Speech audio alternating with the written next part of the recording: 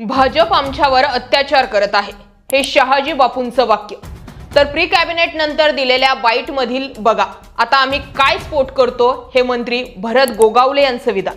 आता या दोन्ही गोष्टींकडे पाहिलं तर एक लक्षात येतं, सासूसाठी वाटण्या केल्या आणि सासूच वाट्याला आली अशी परिस्थिती सध्या एकनाथ शिंदे यांच्या लोकांवर आली.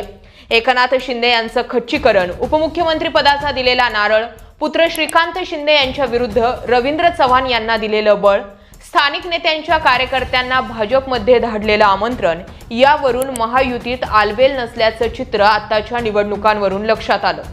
ह्या सगळ्या धुसफुसीचं फक्त पक्षांतर एवढंच कारण आहे का? शिंदे यांचे मंत्री नाराज का आहेत? पुन्हा एकदा बंड करण्याची वेळ येऊ शकते का? बंड केल्यावर सरकार पडणार का? फडणवीस या सगळ्यांकडे का दुर्लक्ष करतायत? या सगळ्या गोष्टींचा विचार करूया सविस्तरपणे आजच्या या व्हिडिओमध्ये. नमस्कार, मी विजया वामन, आपण पाहत आहेत मराठी मंडळी.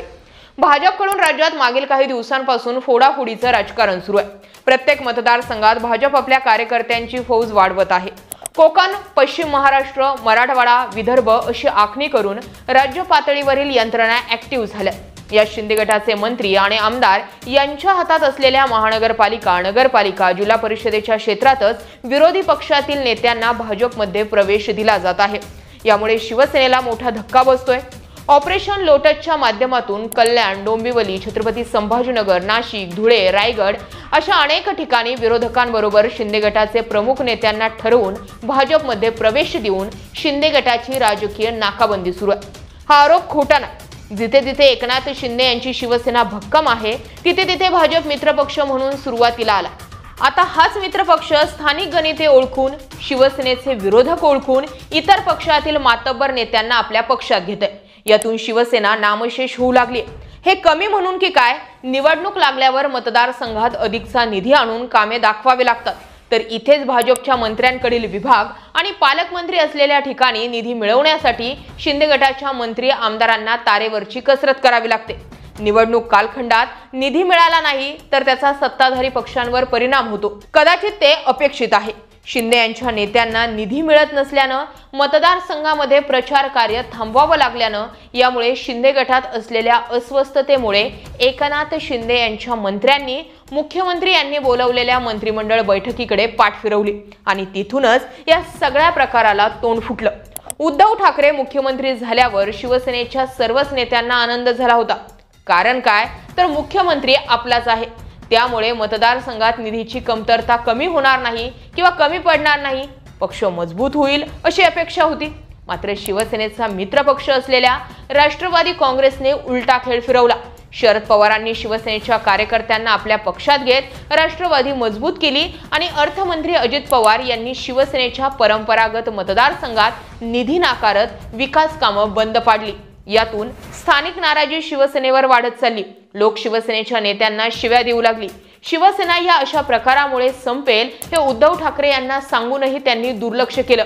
अखेरीस ही धुसफूस वाढली आणि शिवसेना फोडून एकनाथ शिंदे यांच्या नेतृत्वाखाली अनेक नेते आणि कार्यकर्त्यांनी आपली वेगळी चूल मांडली.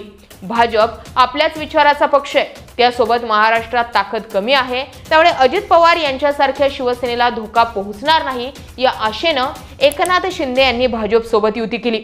एकनाथ शिंदे मुख्यमंत्री होते याच काळात. त्या काळामध्ये प्रचंड विकास कामे करता आली, मतदार खुश झाले. पण काहीच महिन्यात या युतीमध्ये अजित पवार यांची एंट्री झाली आणि पुन्हा हळूहळू त्याच प्रकारांना सुरुवात झाली. आता हे सगळं लपतछपत सुरू असलं तरी मुख्यमंत्री शिंदे यांनी उपमुख्यमंत्री असलेल्या अजित पवार यांना खुबीने दाबलं. पण 2024च्या निवडणुकीनंतर भाजपकडूनच त्यांना दाबलं गेलं. भाजपचा मुख्यमंत्री झाला आणि अजित पवार यांच्या जोडीला शिंदे आले. यावेळी मात्र अजित पवार यांच्यापेक्षा भाजपकडूनच धोका अधिक वाढू लागला. भाजपानं मुख्यमंत्री पदाची लॉटरी दिल्यानं एकनाथ शिंदे यांच्या कार्यकर्त्यांची आणि स्वतः शिंदे यांची महत्वाकांक्षा वाढली होती. पण देवेंद्र फडणवीस मुख्यमंत्री झाले यावरून शिंदेंची नाराजी लपली नाही. भाजपानं एक एक करत सर्वच विभागांवर भर दिला आणि आपल्या नेत्यांना ताकद देत शिवसेनेच्या मंत्र्यांविरुद्ध बंड केलं. मंत्री दादा भुसे यांच्या मतदारसंघात अद्वै हिरे, संजय शिरसाट यांच्या मतदारसंघात राजू शिंदे, शंभूराज देसाई यांच्या मतदारसंघात सत्यजित पाटणकर यांना भाजपनं प्रवेश दिला. तर स्नेहल जगताप यांच्या अजित पवार गटातील प्रवेशामुळे मंत्री भरत गोगावले, सुधाकर घारे यांच्या प्रवेशामुळे आमदार महेंद्र दळवी यांना असुरक्षितता निर्माण झाली। दस्तूरखुद्द शिंदे यांच्या शिवसेनेचा बालेकिल्ला असलेल्या ठाण्यात सुद्धा भाजप यांनी ताकद लावली। गणेश नाईक यांनी ठाण्यात जनता दरबार घेण्याचा सपाटा लावला आहे, तर रवींद्र चव्हाण शिंदे गटाच्या नगरसेवकांना गळाला लावून भाजपमध्ये प्रवेश देत आहेत। यामुळे ठाणे, पालघर, कल्याण भागातील शिंदे गटाचे पदाधिकारी प्रचंड नाराज आहेत। हे सगळं उघड घडत असल्यानं नाराज शिंदे गटाचे मंत्री उदय सामंत, प्रताप सरनाईक, दादा भुसे, संजय शिरसाट, प्रकाश आबिटकर, भरत गोगावले, शंभूराज देसाई, गुलाबराव पाटील, योगेश कदम या मंत्र्यांनी मंत्रिमंडळ बैठकीकडे पाठ फिरवली। प्री कॅबिनेट मध्ये झालेला बहिष्कार घालवण्याचा निर्णय घेतला।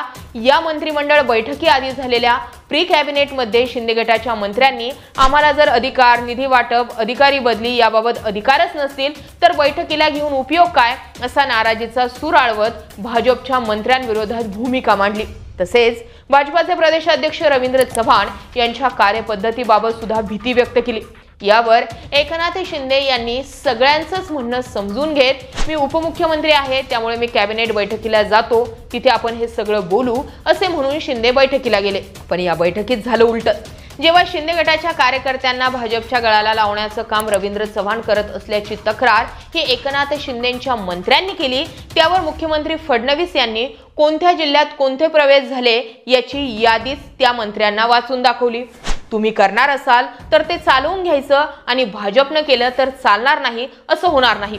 इथून पुढे आता एकमेकांना प्रवेश देऊ नका, पथ्य दोन्ही पक्षांनी पाळावं लागेल, असे खडे बोल फडणवीसांनी सुनावले। मुख्यमंत्र्यांनी केलेला पाणउतारा आणि आपल्याच नेत्यांवर फोडलेले खापर यामुळे जरी नाराज असले तरी युतीचे संकेत पाळत शिंदे गटात नाराजी नाही, असं सुद्धा उदय सामंत यांनी म्हटलं। आता यावर उपाय म्हणून शिवसेना वाचवायची होती या नॅरेटिव्ह खाली 2019 सारखं बंड होण्याची शक्यता आहे का, तर पुन्हा आकडे तपासावे लागतील। विधानसभा 2024 नुसार महायुती 234 जागांवर तर महाविकास आघाडी 50 जागांवर निवडून आली। महायुतीमध्ये 234 पैकी भाजप 132, एकनाथ शिंदे 57, अजित पवार 41 आणि इतर लहान पक्ष 4। तर इकडे महाविकास आघाडीमध्ये काँग्रेस 16, उद्धव ठाकरे 20, शरद पवार 10 आणि इतर 2 अशा जागा मिळाल्या होत्या। एकूण जागेत इतर 4 जागा अपक्षांना मिळाल्या। एकनाथ शिंदे यांना पुन्हा बंड करायचं ठरल्यास 288 पैकी 145 आमदार स्वतःकडे हवेत। यासाठी त्यांनी स्वतःचे 57 आणि महाविकास आघाडीच्या 50 आमदारांचं गणित बसवावं लागेल, तरी 107 हाच आकडा मिळतो। यावर अजित पवार यांच्या 41 आमदारांना जोडल्याशिवाय पर्याय उरत नाही। एकंदरीत शिंदे बंड करून सत्तेत येऊ शकत नाही हे वास्तव आहे, पण जर शिवसेना संपत असेल आणि पक्षावर परिणाम होत असेल तर विरोधी बाकावर बसून टोकाचा विरोध शक्य आहे। केंद्रीय नेतृत्व त्यासोबत पक्ष प्रकरण कोर्टात सुरू असताना भाजपशी दुश्मनी घेणं परवडणार नाही, हे सुद्धा सगळ्यांनाच ठाऊक आहे। या सगळ्या प्रकाराबद्दल तुम्हाला काय वाटतं ते कमेंट करून नक्की कळवा आणि पाहत रहा मराठी मंडळी। धन्यवाद।